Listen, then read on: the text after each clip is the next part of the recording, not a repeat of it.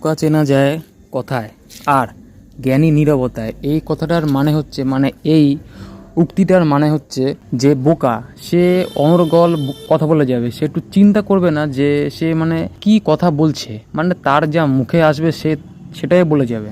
কিন্তু কথা হচ্ছে কি, যেটা আমার একটা কথা বলার খুব ইচ্ছা, এবার সেটাকে আমরা চিন্তা করব যে আমার একটা কথা বলা খুব ইচ্ছা, ওটাকে আমি চিন্তা করব যে এটা আমি বলবো কথাটা কি ঠিক, একটুখানি বিবেচনা করব কথাটা বলার সময়। তো বোকা কিন্তু সেটা করবে না, বোকা অনর্গল কথা বলেই যাবে।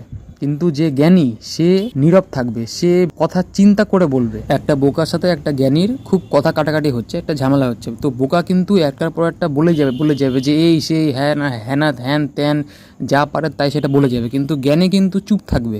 জ্ঞানী জানে যে বোকা যে কথাটা বলছে সেটা একদম ভুল, কিন্তু জ্ঞানী যদি বোকাকে বলে যে না এই কথাটা ভুল বলছো, বোকা কিন্তু সেটা মানবে না, সেটা বিশ্বাসই করবে না, কারণ সে বোকা।